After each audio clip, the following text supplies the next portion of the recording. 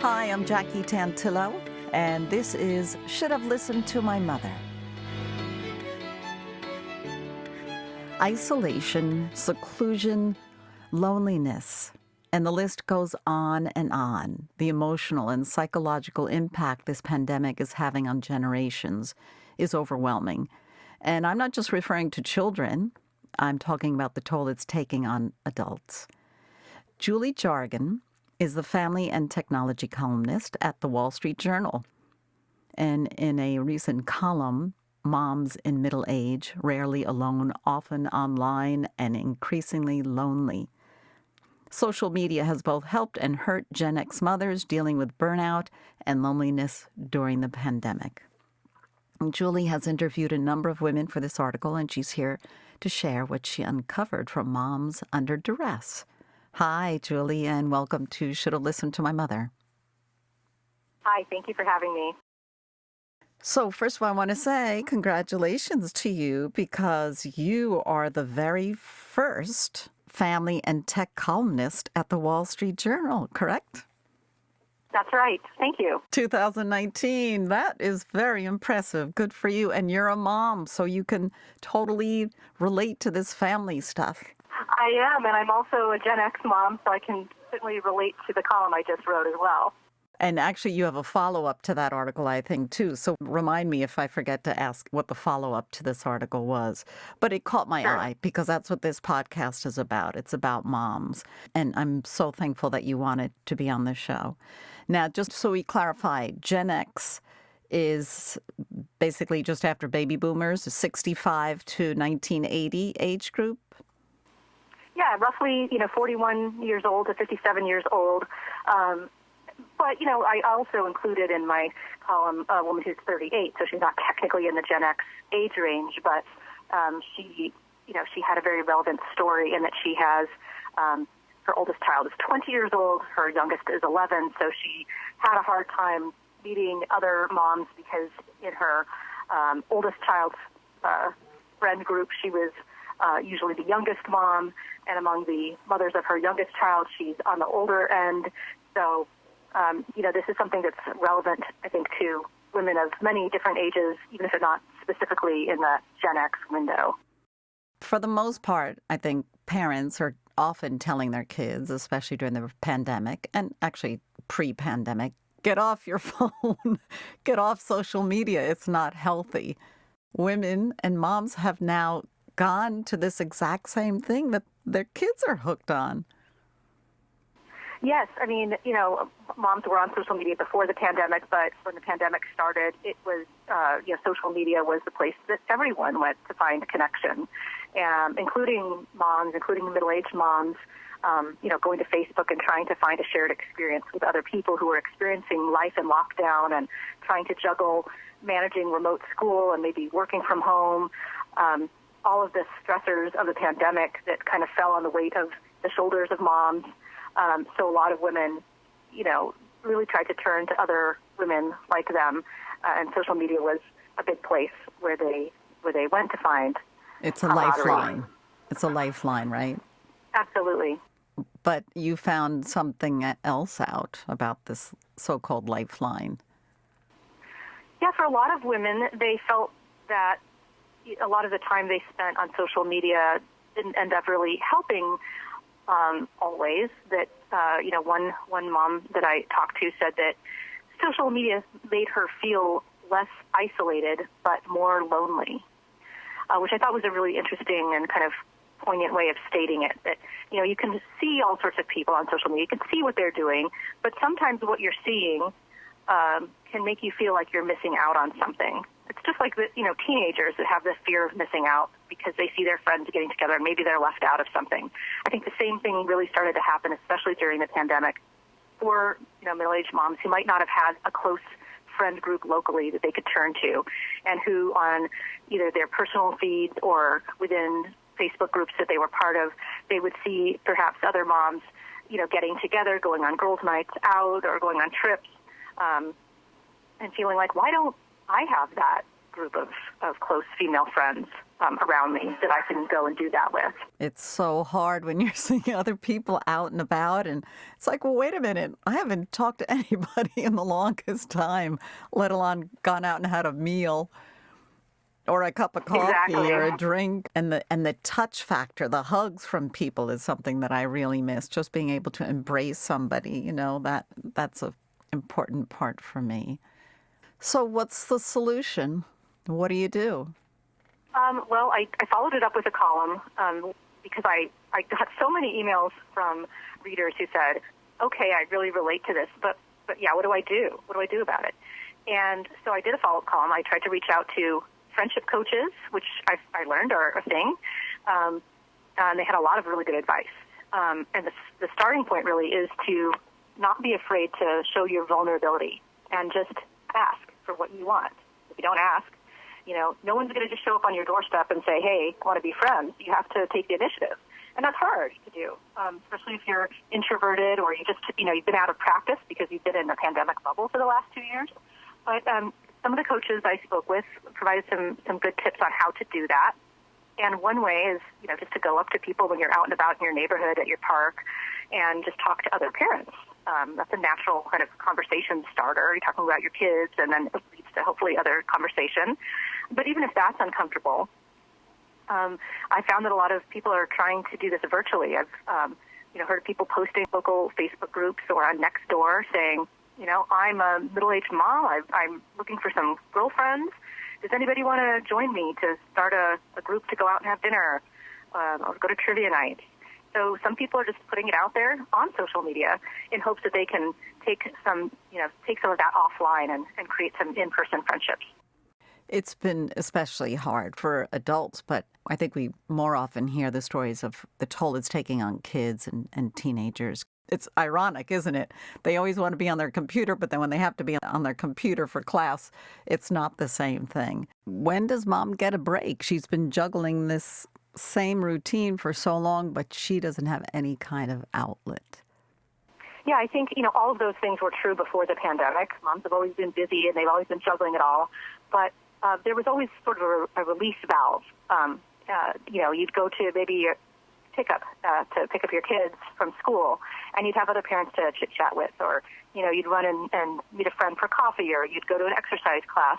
All of those things were ways that we could vent and let out a little bit of that stress of being a mom. But all of that disappeared during the pandemic, and so it became a very lonely time for a lot of women, and it still is for a lot of women as this pandemic is continuing on. And so, I think women are just kind of hungry at this point for some connection. Other than the feeling of missing out, and you mentioned the loneliness, is there any other specific details that you remember that some of the mothers shared with you? I think, some of it is just the difficulty of making time to meet with other people. That's something I heard a lot is, as much as these women want to have friends and to do things with, where's the time? You get to the end of the day and you're exhausted. You're trying to maintain your household, work, if you have a job, take care of your children, tend to their emotional needs, and it's, which have been so significant during the pandemic. What is there left for you at the end of the day? You're tired. You're tired? You haven't taken a shower in 3 days? You haven't taken a shower, yeah. You're going to pick up the phone and have an hour-long conversation with your best friend. You may want to, but you're busy, your best friend's busy.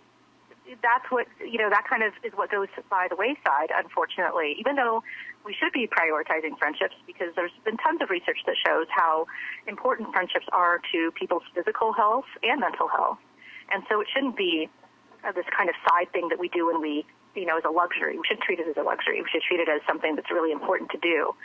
And that's what, some of the advice that I offered in my follow-up column is to try to find creative ways to carve out time. And it doesn't have to be this big, happy hour or this long brunch, or this dinner out or a girls' trip. It can be smaller. You can steal like little moments. And one of the ideas I really like that sort of gained popularity on social media lately is the idea of going on errand dates with your friends.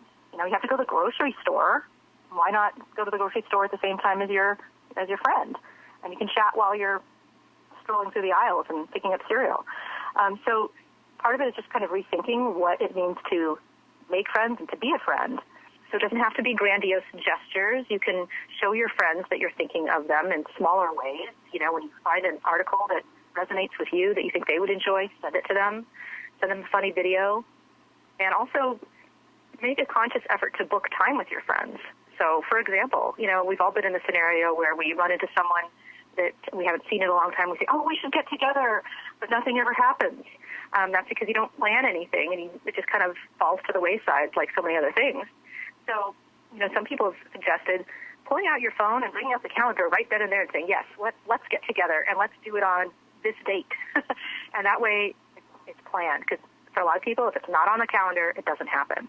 Oh, so often. You're like, oh my gosh, I haven't seen you in the longest time. Let's do something. And then, you know, months go by, which is just terrible and yet totally understandable. I totally get it. Julie, have you ever noticed if geographic parameters play a role on moms struggling, urban versus rural locales? What I have found, and this is not scientific, but what I've found in terms of the response I've gotten and the reporting I did initially was that this is a pretty universal experience, and it doesn't matter if you're in a big city surrounded by people or if you're in a rural area or you're in a suburb. This is kind of the life experience for moms everywhere. There may be different outlets for, you know, getting out depending on where you are. It might be easier if you're in a warm weather climate to go to the park and meet people in your neighborhood in January, February. And that might be harder to do in other places. However, I think the sentiment is pretty much a shared one from what I can tell. So as the tech reporter, family and tech reporter for the Wall Street Journal, my guest, Julie Jargon, have you clocked or written down the stats for how much time you're on media or on your computer? I recently looked at my, for a different column I was reporting, actually, I looked at my stats for the week to see what app I had been on most. And I expected that I would see maybe Facebook or Instagram on there, but I was surprised when I saw that the amount of time the app I spent the most time on in that particular week was the iMessage app for the phone. I had spent more than 3 hours in that week texting people. And this was not even a work week, it was a week I had off. So I'm sure it's much higher during work weeks when I'm texting my editor and other people all the time. That was kind of eye-opening for me. Computer time, I mean, I'm on my computer from the time I wake up until the time I kind of close the screen to kind of stop for the day. So, you know, I'm online and on my computer all the time. Yeah. All the time. It's an occupational hazard.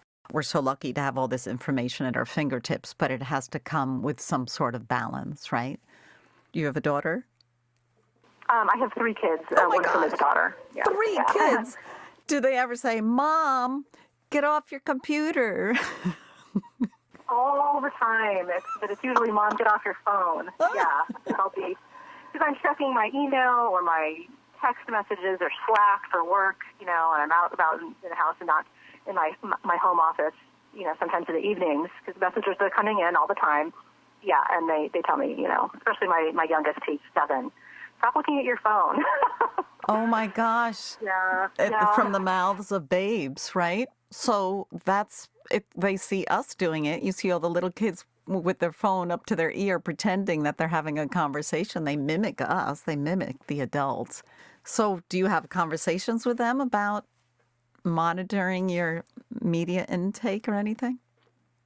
I do. We have conversations like that all the time. And my oldest, who's 11, he's particularly interested in my columns, and he asks me often what I'm writing about. So we have a lot of great conversations, and a lot of the stuff is a little bit more relevant to him since he's getting a little older. He doesn't have a phone, but he plays video games, and he talks with his friends on his PlayStation. And, he has an iPad, but he's not on any social media. But we have a lot of discussions about social media use and tech use.